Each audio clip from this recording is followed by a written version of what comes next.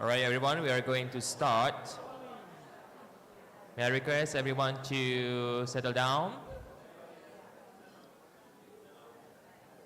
Nak gong ke? Gong lah. Nak gong ke? Okay.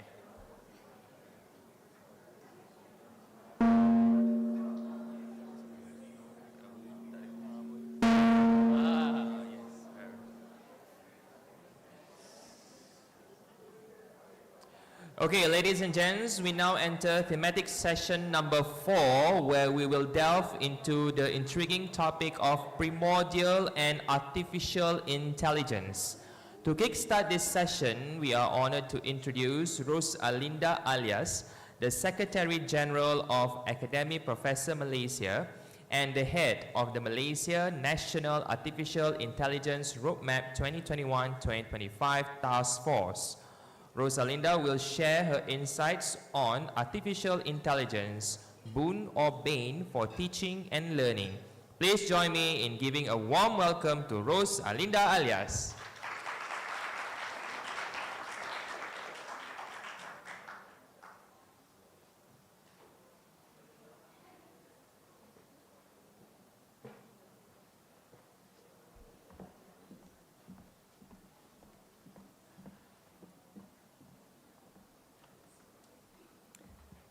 Assalamualaikum warahmatullahi wabarakatuh. Very good afternoon. I don't have slides. After the horror of yesterday of watching slides coming alive, I decided I'm not going to do slides. So you have to bear with me in terms of my no visuals for you to read or to distract you from what I'm saying. Anyway, I'm just Rose. And I'm here to discuss about a topic that I think we should really discuss, because artificial intelligence has suddenly taken everyone by storm. It is something, because I'm actually in the area of information systems, and it is something that we categorize as a disruptive technology. So, when we talk about artificial intelligence, I have to say that indeed artificial intelligence is a disruptive educational technology. Okay, what's that? The issue is that suddenly everyone have not just embraced AI, but I would categorize it as enslaved themselves to AI. So AI comes in so many forms, and when you see AI in your daily lives everywhere, I am actually thankful that in Malaysia we're not actually surrounded by everything that is AI related, but whenever I go overseas, everything is related to AI. And then when I tell my children, that's AI actually, but it has somehow taken Malaysia by storm. And when we formulated the National AI Roadmap 2 years ago, it was during the MCO, Movement Control Order, so we had to do the whole thing online, virtual. We had to do all the interviews, focus group discussions, everything online. And we discussed about many things, but I think the generative AI has just surprised everyone, including us. We didn't expect that ChatGPT will become so popular. So I don't know what's the label that I should use for it, but I would like to ask, especially those of us who are educators here, how has AI, specifically, for example, ChatGPT, change your notion of teaching and learning? On one hand, we have the group of educators who are so appreciative of all the things that AI, quote unquote, perhaps in the form of ChatGPT is a small thing, but there are many things, many possibilities. And I tell you, being someone from the area of computer science, from IT do not even attempt to try and be expert in every single technology, because I can guarantee the technology will change. So when I was talking about fourth industrial revolution way back in 2016, and everyone was, what revolution? And I had to explain the basics of what fourth IR is. I even had to explain to the minister at the time. Don't ask me which minister, because there have been quite a number of ministers in Malaysia, education ministers, including. Okay, so, and someone in the audience asked me, well, if you're talking about fourth IR, there's gonna be a fifth IR, right? And then a sixth IR. So what is fifth IR? So then, we also talked about Society 5.0 as being the example of the fifth IR. But anyway, I'm going to go back to the topic. Is it a boon? Is it really the solution that we have been looking for all of our educating career in academia? Or is it actually a bane? Is it something that we feel might actually lead us to another path that we were supposed to leverage and exploit AI for the benefit of education, but instead we are using AI to turn us to divert from the education line. So that's what I would consider as a bane. So let's go back. How many of you here know what we mean by primordial intelligence? I have to be honest, I myself had to Google it up or ChatGPT it up. I know what primordial means, but primordial intelligence, even though I have dabbled in AI for the past 30 years, more than 30 years, but that was the first time, when looking at the program, that was the first time I saw the word primordial intelligence. So, of course, I asked ChatGPT, what is primordial intelligence? So, according to ChatGPT, primordial intelligence, because I know what primordial means, it means very ancient, way back. So, primordial intelligence means is the way all creatures, every single being thinks. So we don't think that even a small ant does not have intelligence. Every single entity, being on this earth, in this world, has some form of intelligence. So that's primordial intelligence. So even simple organisms or entities will have intelligence. And then we go to the other extreme. We're not talking about artificial intelligence. Don't forget, humans are intelligent.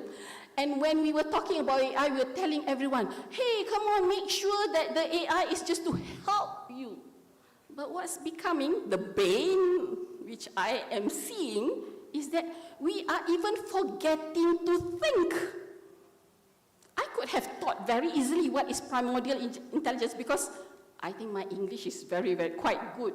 Considerably, I could have guessed what is primordial intelligence just by looking at the word primordial.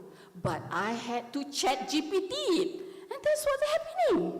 Every single educator, even though I know the educator knows the facts, but still resorting to the chatbots, to the ChatGPTs, to all of this AI artificial intelligence that comes in various forms.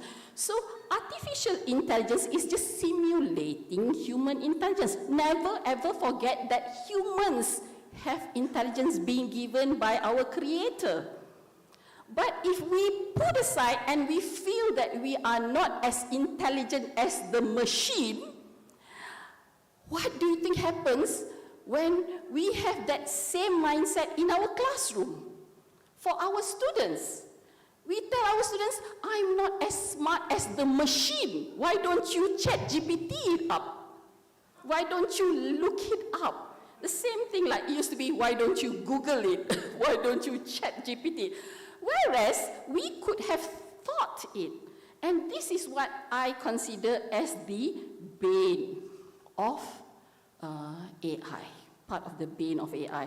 So I know other countries have done and have addressed it. I was just telling Faris just now, in Malaysia, we're not really thinking about futures thinking, but it's something that we've always been thinking about futures thinking, only we have not labeled an entity or we have not even created an academic program for it. I was just sharing my experience because I was the DVC for academic as well, more than a decade ago. I am old. And by the way, I forgot to mention, I am retired. I am retired, so I have reached the age of mandatory retirement in Malaysia. So what are some of the banes of AI in teaching and learning? A lot of us talk about privacy issues, but I don't think that's the main issue in Malaysia because we tell everything and we share everything. Malaysia is one of the countries that least concerned about privacy. So I know that we have created this division under this current government and all that to address the privacy issue. But I am more concerned about replacement of educators. When educators forget that they are educators and perhaps they chose the education line solely because of their love for knowledge and solely for the love of sharing the knowledge and thinking. And that's why I'm very much pro-doctoral program, because that is where we get really students who like to question. And I loved the sessions yesterday. So, is there a possibility in Malaysia that educators will be displaced by machine? If we proceed with the way that we are doing, we will indeed allowing ourselves to be displaced.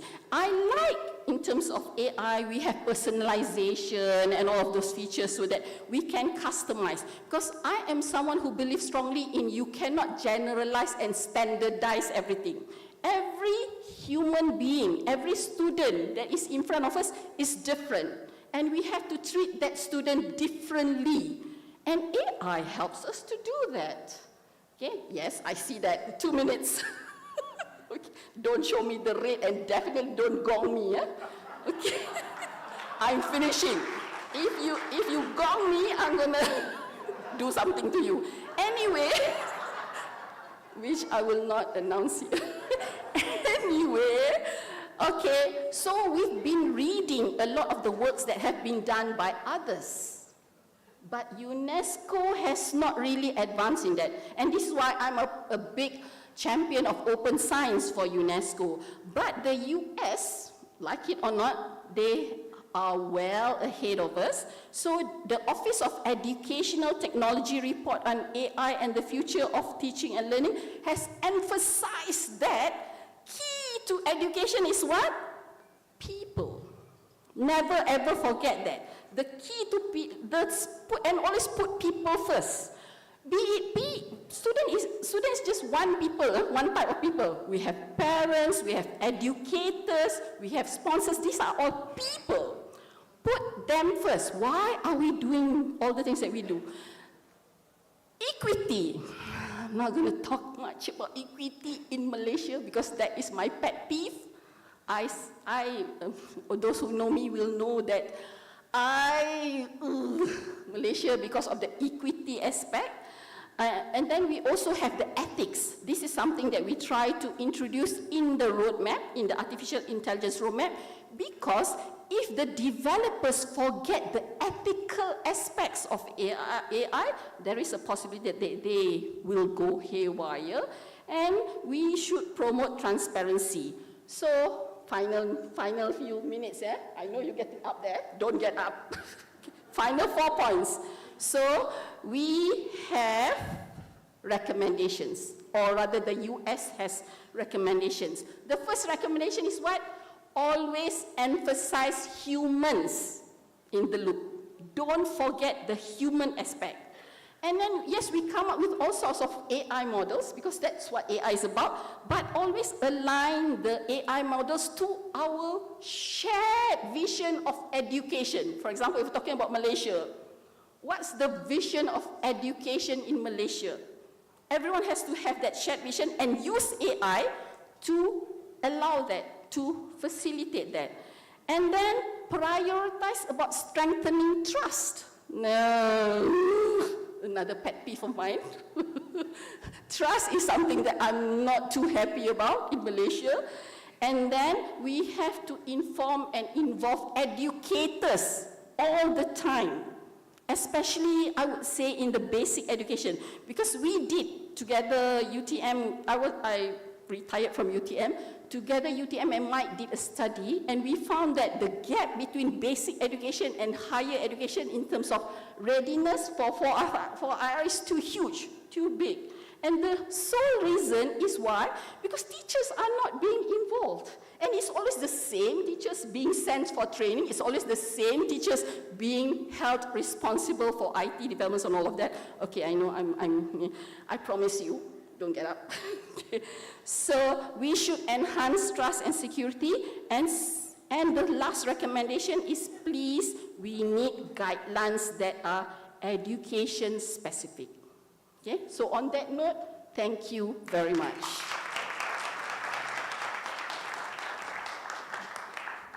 Thank you very much, Rosalinda. Please be careful.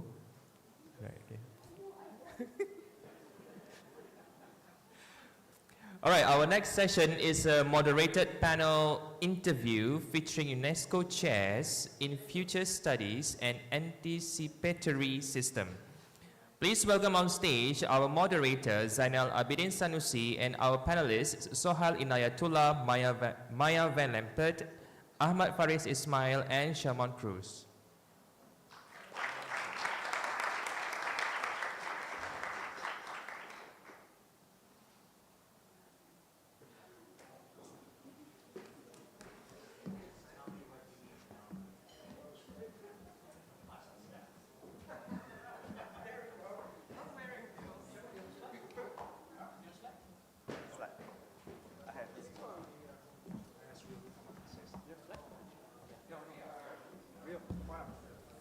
Yeah, can I get real to come here? So you have all the core on the stage now. We'll properly invite them. Okay, we've got half an hour. Yes, sir. Yeah. The intentions is somehow to reflect on how do we move forward in terms of putting in this futures thinking into actions, into institutional thing, institutional change. So we brought in experienced people with a different modality and a bit different niche area, still within future studies. But we are very lucky and honored to have with us the boss in Paris, UNESCO Paris, the ex-boss, yeah? Those who doesn't know, Riel is the one that gives all the chair to this UNESCO chair. So in order to give the broad perspective, I would like to invite Riel to speak to 2 to 3 minutes, just to give preamble, a bit of big visions of why do you have this UNESCO chair kind of thing. Yeah.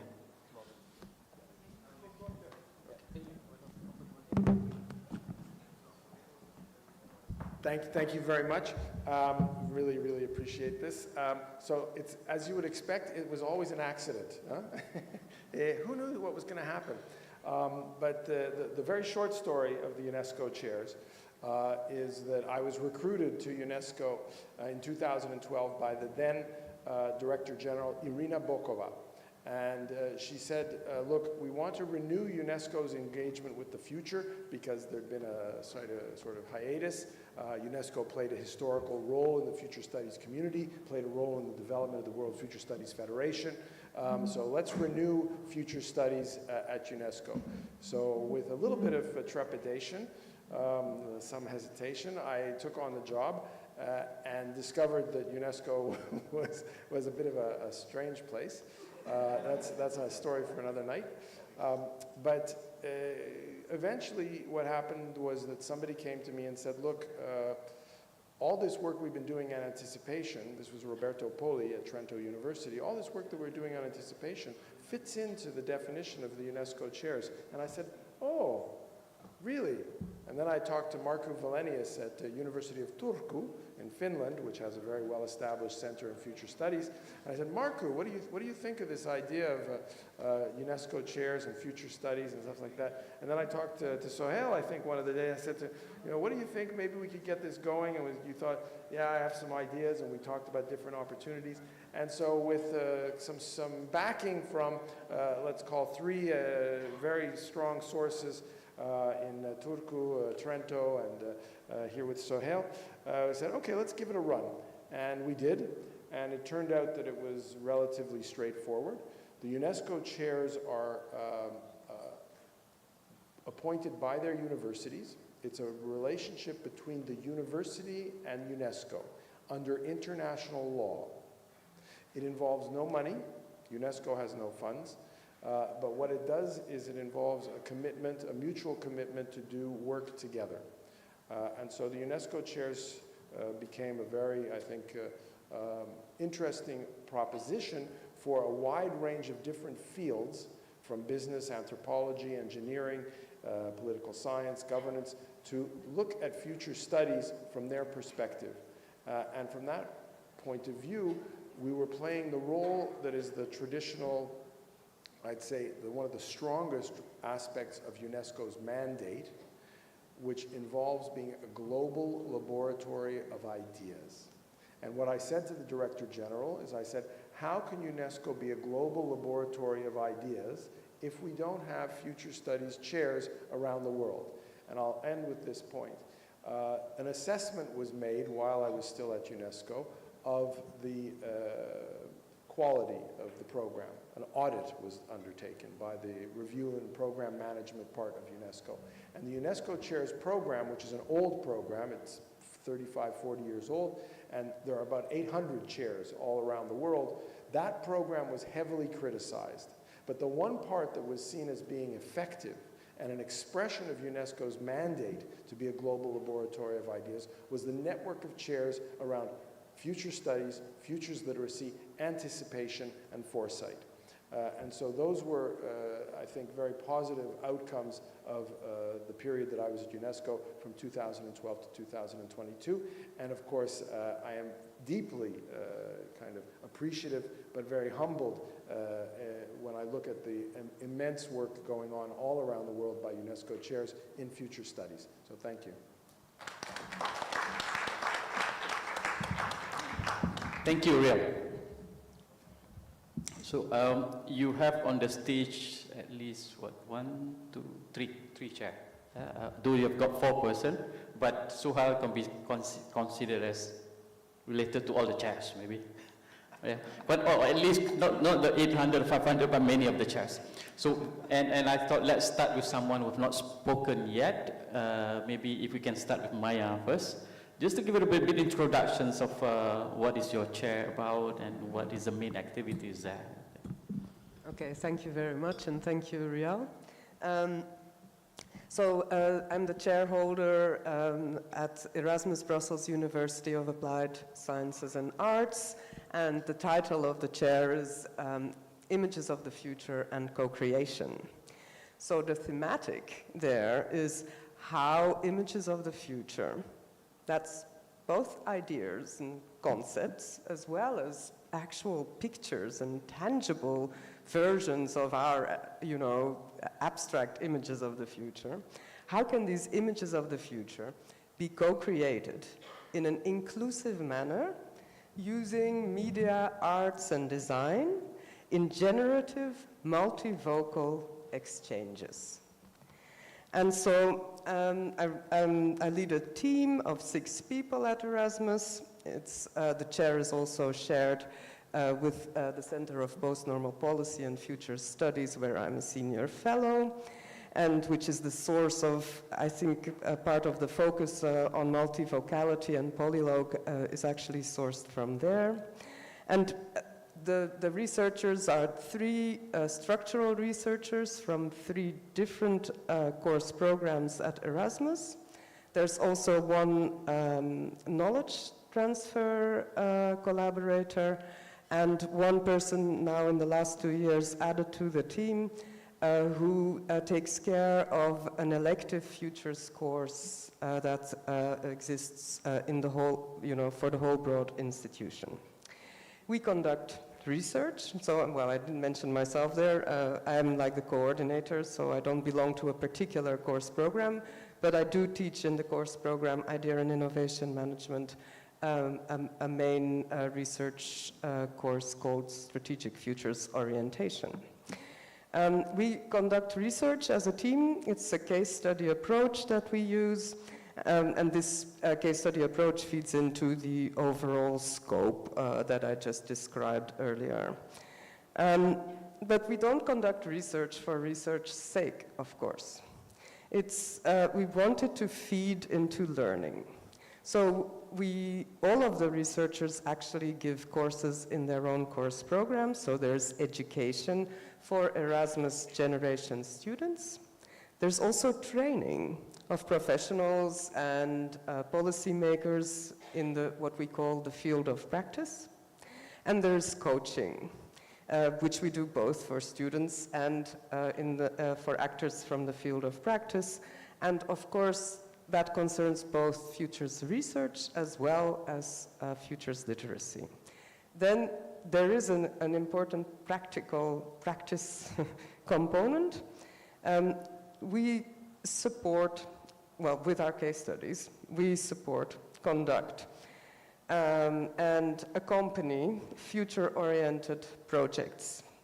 And these projects are always together with different kinds of external partners. There are local, regional, international partners.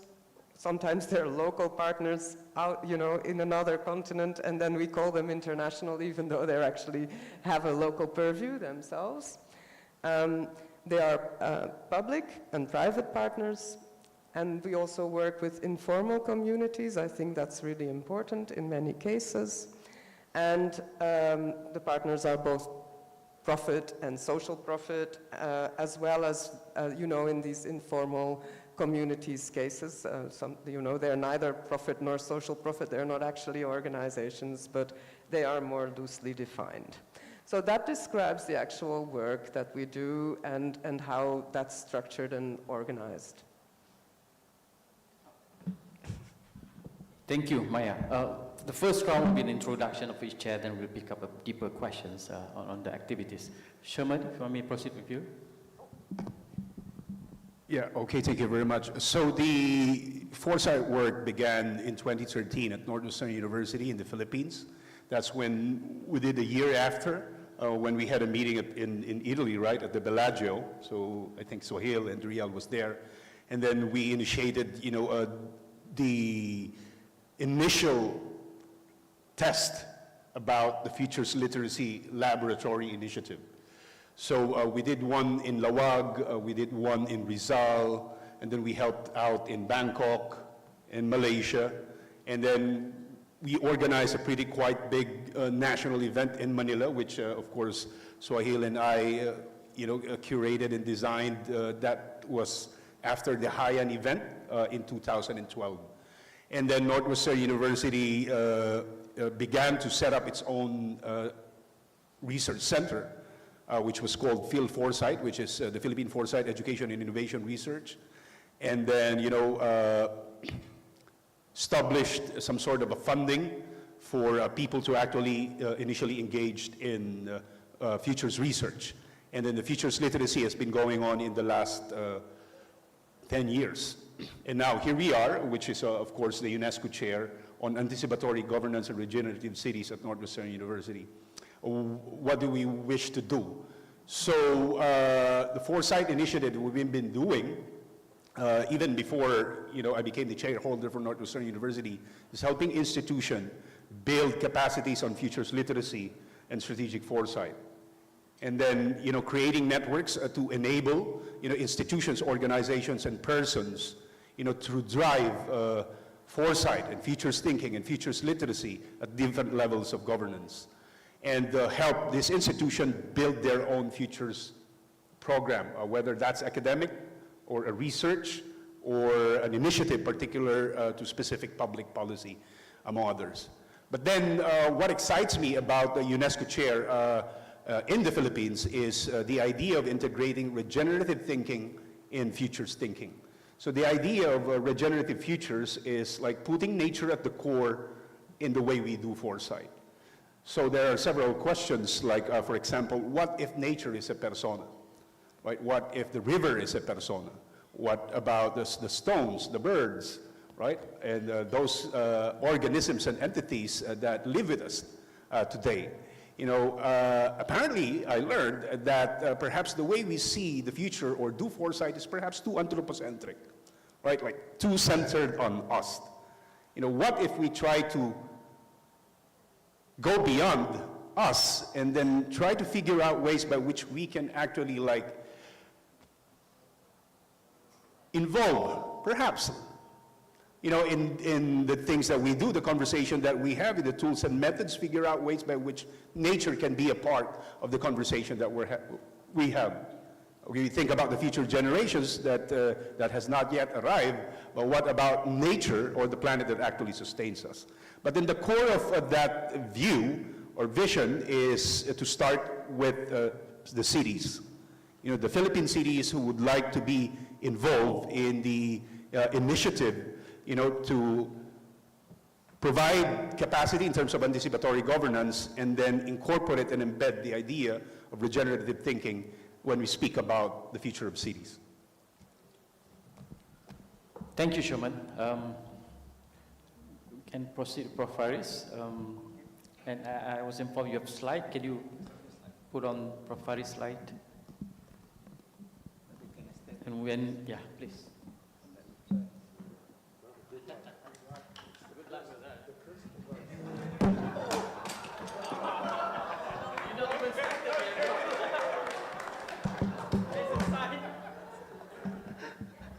There is a curse, huh? You just broke AI.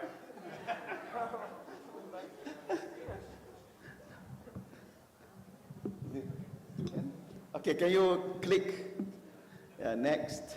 Just a few slides. Next. Okay. Bismillahirrahmanirrahim. Assalamualaikum. A very good afternoon. Zainal, moderator, and my fellow panelists, and of course participants. I thought it's click advance. Okay. So just, first of all, just to introduce you to our UNESCO chair on future studies, anticipation for sustainability and well-being at IIUM. The chair was established on September 30th of 2021, thanks to Real. Okay. And of course, the chairholder is Professor Sohail. So I think we are very honored to have him as the chairholder at our university.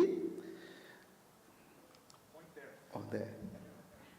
Okay, working.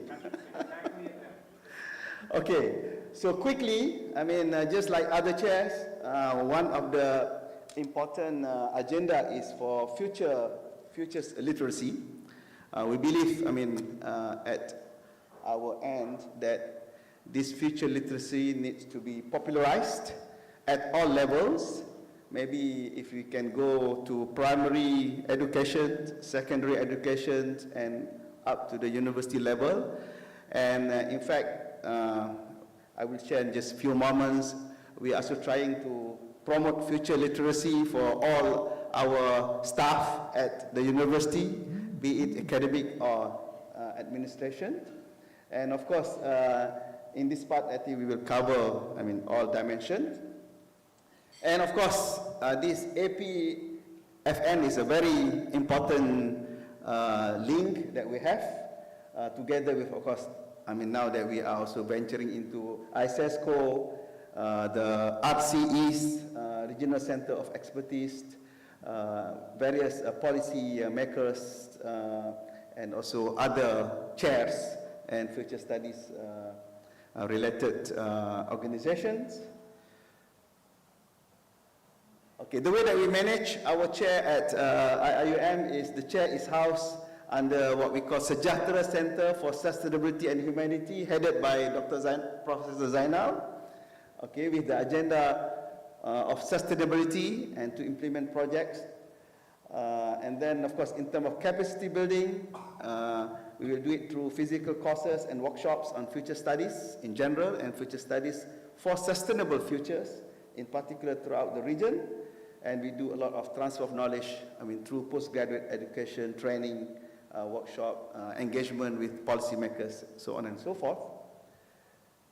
And then this morning, I think Professor Zainal introduced you to our book, A Virtual Journey to IAM 2040, the Future Scenario Building Workshop. This is what I would like to share with everybody. He stopped. Okay. So our experience in using the foresight to plan for institutional stability in 2040, of course, involve contextualization of the holistic education. Importantly, when we're talking about the humanizing education, going back to what is the vision of education of the country and what are the best future education for the world at large. So we're talking about designing the trajectory for whole institution transformation for sustainable through futures literacy again. And then talking about objectivity in imagining future scenarios. So we look at what are the scenarios as discussed this morning. Okay, and what I would like to emphasize is involve various stakeholders. Yeah, you're right. Now it's moving by its own. Huh?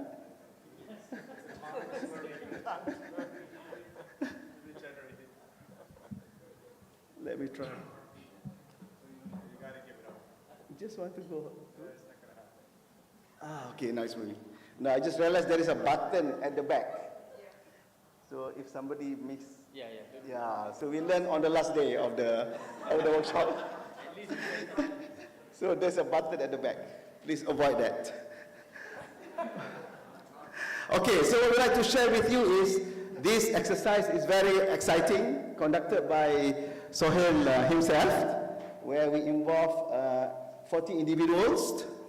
So this is part of our future literacy effort, and of course, beyond that, after this workshop also, we also train other staff, engage with other staff, and we hope that we can continue doing this, and so we can share with others how we are doing this, and using, of course, the CLA method and the action learning, that we can come up with the plan, the futures. And we discovered that we are using this, what we call Sejahtera academic framework, as the stepping stone for the whole institution transformation. So this framework involves everyone at the university for changes made in totality, leaving no one behind, including communities surrounding the university, and the guiding principles are empowerment. We believe that as we move towards the future, I think there is no more spoon-feeding, one-size-fits-all. I think we need to empower both staff and students to do what they are passionate. They should discover themselves. They should redefine themselves, what they would like to do and what they would like to excel, and how they would like to contribute to solve the humanity problem. And with that, of course, comes the flexibility. Now we are moving quite fast now towards flexible education, meaning that we are going to allow staff and students to explore, how are they going to learn and how are they going to achieve their objectives, but of course with certain amount of accountability, because we still need to keep the standards and the quality, and especially now we are using the outcome-based education, that we fulfill, the requirement. And finally, of course, we would like to enhance the innovativeness in the organization among staff and students. Okay, few more minutes. I just would like to share how we, show some impact on our effort. So we are quite lucky. Our university also, under Professor Zainal's office, Sejahtera Center, we are also recognized as the regional center of expertise for education for sustainable development. So we did this programs support many of the objectives of our UNESCO chair for future studies anticipating the well-being and the sustainability. So under this RCE Greater Gombak, we talk about whole community transformation towards sustainable society, okay, where it involves multi-stakeholders, collaboration, and then we are very serious about to include the spirituality, sustainability in creating balance and harmonious living. Okay, so I'm very happy this, just before the break, we learned from our Pacific friends, okay, that they are also thinking along the same line. And of course, funding to mainstream the indigenous knowledge and local wisdom. So I would like to share with you some impacts. So we have various sustainability projects under our flagships that, has started to show impacts to the society, and I list them, some of these here. We have many more projects. Like every semester, we have hundreds of projects, and this is just to list some of them that have been there for a few years now. We can see that we have a River of Life flagship, where we look at public outreach program for conservation of 5 rivers in Gombak area. Our campus is in Gombak, and fortunate or unfortunate, under our campus there are like 5 to 7 rivers flowing. So that's why this project is very important. We are talking about the Association of Services and Community Development, talking about employment of underprivileged youth and single mothers.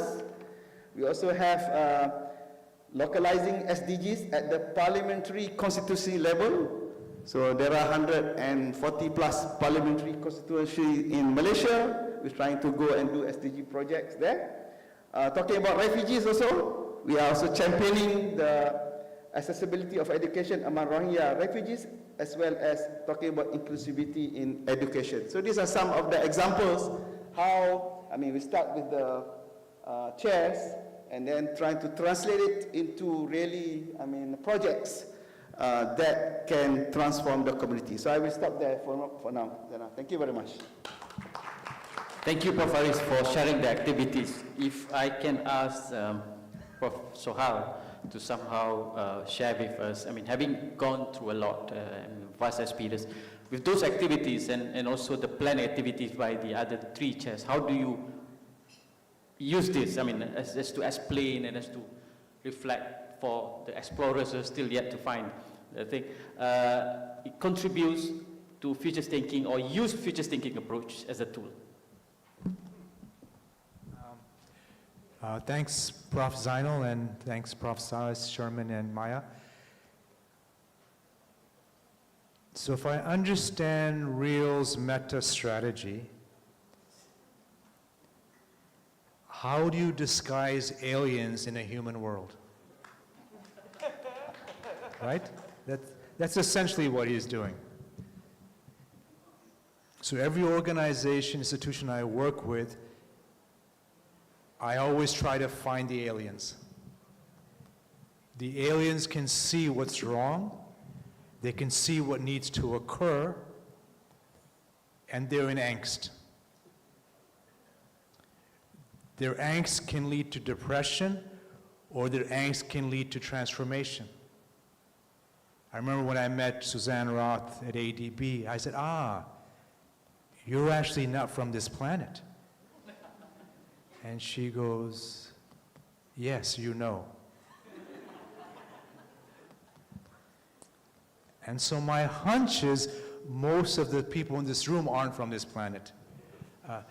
Prof. Dickey already confessed in his 3rd slide. I know he just put that in, but essentially it was a confession. And so this becomes our challenge. An alien sees things differently, but if you're too different, you don't fit in and nothing happens. So our skill set to be successful is how to keep our difference, but camouflage it So administrative strategies, planning, accountability, transference, UN, SDG, all that stuff is not repulsive, but inviting. And so thus it works. So REAL has managed to create a network of aliens trying to do good things on the planet. Now the issue for me, I still don't know if REAL is an alien or a human. And I've never asked him. Because he may be a third form. Because it takes real skill set to be a visionary and to take a youth future organization like the UN and make it creative and install a network of capacity transformation. Having known Tan Sri Zul since Luxembourg, it's very clear to me he's a super alien. And he's still trying to camouflage it in Malaysia. Eventually people will figure it out, and you'll have to go to your homeland. And that becomes part of our challenge to find the homeland. For me personally, I'm very appreciative of Malaysia. I have many homes, but I left a little village in Pakistan and moved to Peshawar, which didn't seem right. The Pathans all said, "You're very strange, you only eat dal." And so we didn't fit in. So then we moved to Indiana, and the kids in Indiana said, "You people don't fit in here, you shouldn't be here." So we moved to New York, and the kids just threw rotten eggs at us, so we didn't fit in. Then we moved to Geneva, and I can tell you we definitely didn't fit into Geneva. And finally, when I was 15, we moved to Malaysia, and suddenly the world made sense. I said, something's good about this place. And I felt very much, I'm not ready to say if Malaysia is alien or not. I can't make that hypothesis. But I felt there was enough pockets of understanding difference where one could be at home here. So at 15, there was a newspaper called the Malay Mail. I truly hope it doesn't exist anymore. But it had an article about a meeting of futurists in KL. Jim Dater, Herman Khan, Alvin Toffler, all came here to talk about Malaysia 2000. And I remember reading about that, and then at my high school, our teacher showed us a video of this couple walking through a romantic forest. I would have been 15 at the time. And I thought, what a beautiful image, they're holding hands. Then the camera turns around, and of course, they're robots. And the whole thing about futures is to disrupt the present to let us see another possibility. We may dislike that possibility, but now that distancing is helping us make informed choices about the alternatives and the world we want. So this is this paradox, positive tension of the other and the self, the alien and the home world, and I think Futures dances in that space. So the projects they're doing seem normal.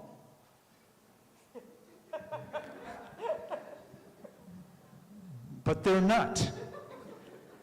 Which university has students do social service? It's a wonderful idea, but we know very well Stanford is not going to do it. Harvard is not going to do it. They'll say, just that's a strange thing Malaysians do. But this strangeness lets us be 20, 30 years ahead. So our challenge as we're far ahead is to ensure we have feelings of being at home so the journey is possible. So I want to thank REAL, fellow chairs, I want to thank Malaysia, and thank everyone for being here. I hope APFN can be a home.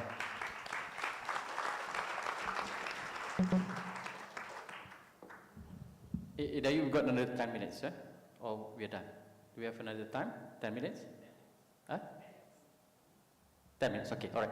Is there any questions from the ground, or I can go to second round if there is any questions, interested to know how's the experience of setting up one, what are the challenges?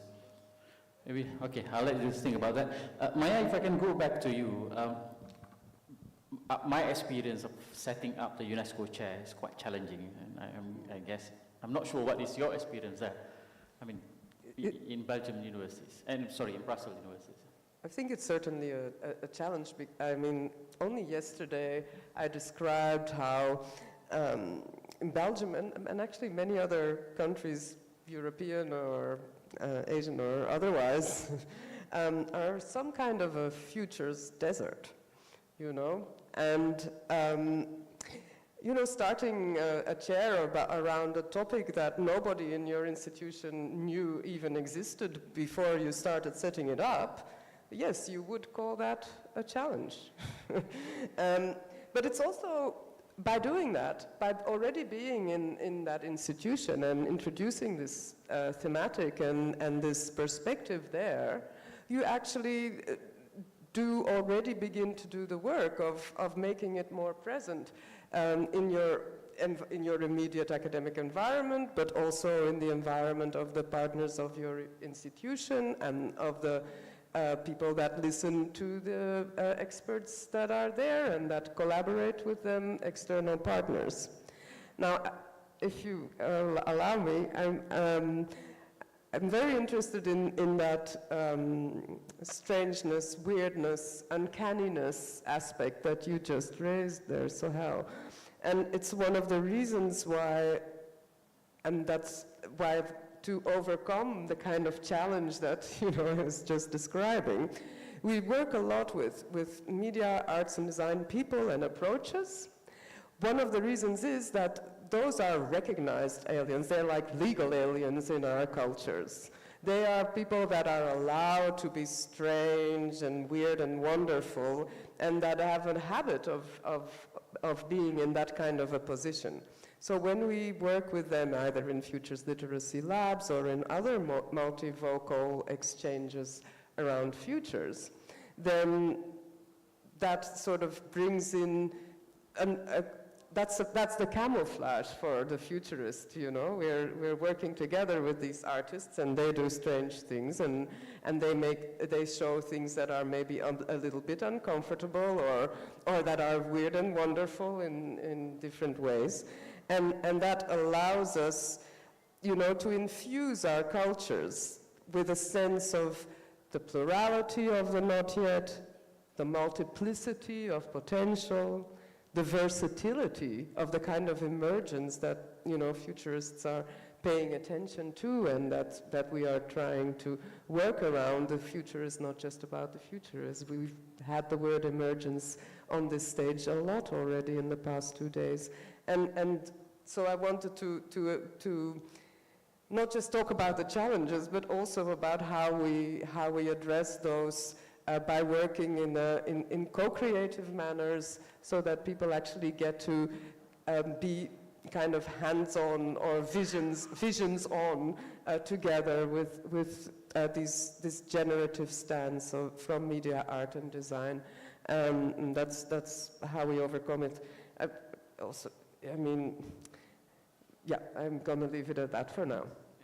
Any best image, any interesting image that you can share with us, this image of the future, if it comes in one image, is that any? You want me to perform a picture? No, so far. So I can't wait. No, just try to highlight that.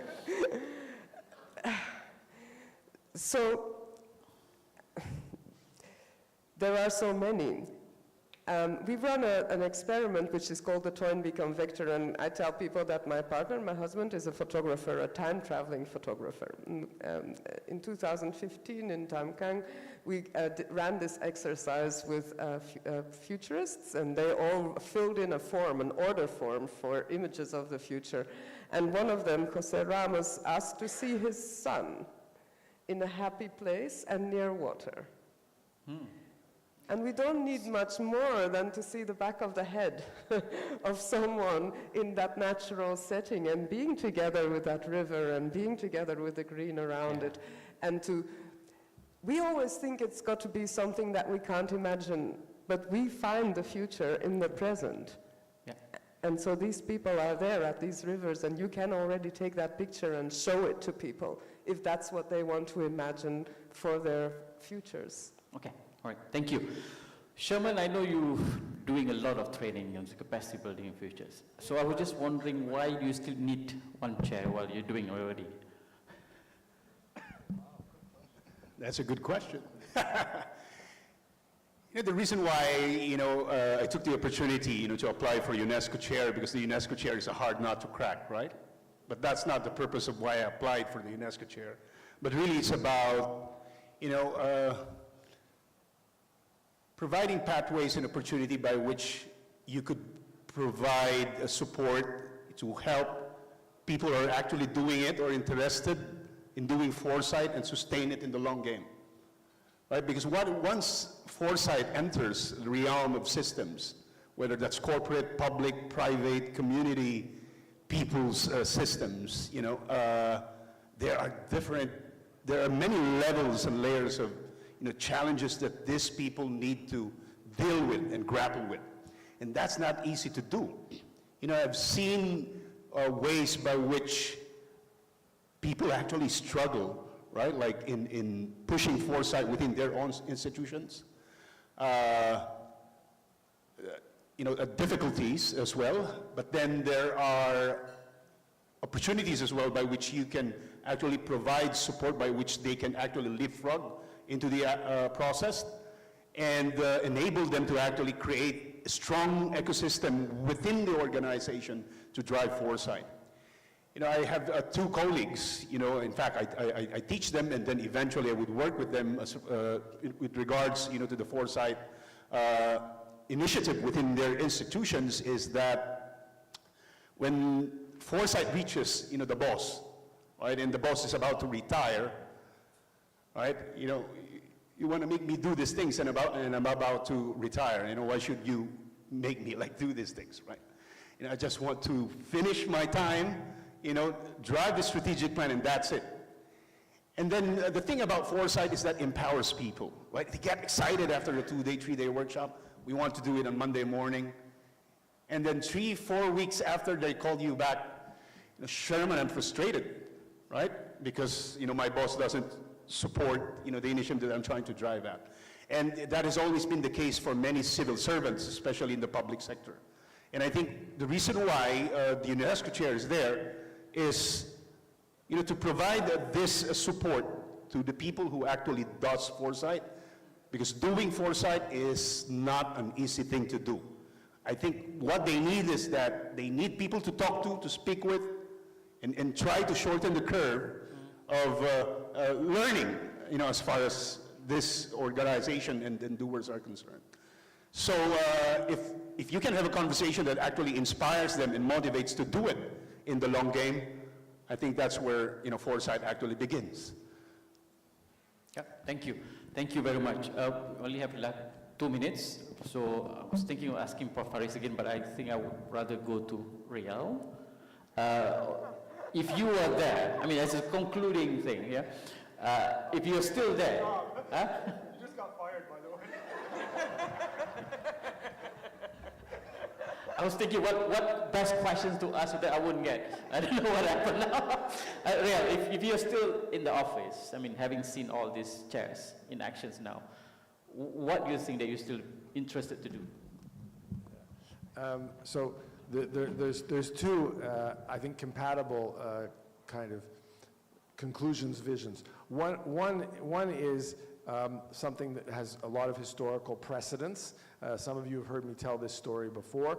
In 1860, back a while, 19th century, there were 0 economics departments in any university in the United States. The United States had many universities, but not one had an economics department. 30 years later, every university had a department of economics, every university. So that's kind of a very conventional what's going on here. Well, maybe future studies becomes something that is not just sustained by brilliant and wonderful individuals like Sohail, like Jim Dater, like others. Maybe it becomes something that's an ongoing source of support for students through generations. That would be, I think, an amazing change. But the other one is, back to the Trojan horse, that we really have an avenue for weirding the world, to use again Jim's phrase that he's getting, and that the aliens have always a safe place to land. So thank you. Let's give round of applause to all the panelists. Thank you very much. I'll pass back to Ashari. Thank you very much, all the panelists. Thank you, Zainal, and all panelists. All right, ladies and gents, we are now entering the parallel thematic tracks, providing an opportunity for in-depth exploration of specific topics. At Cempaka, we will have workshop track 1. It's complicated, imagining the futures of Malaysia and Singapore. At Bunga Raya, we have workshop track 2, Signals That Matter. And at Delima, we have academic track 3, Primordial and Artificial Intelligence. All right, so we also kindly request your timely return to this hall at 4:15 for the closing remarks and handover of APFN 10. All right, so thank you for your active participation throughout the conference. All right, we shall move to our tracks. All right.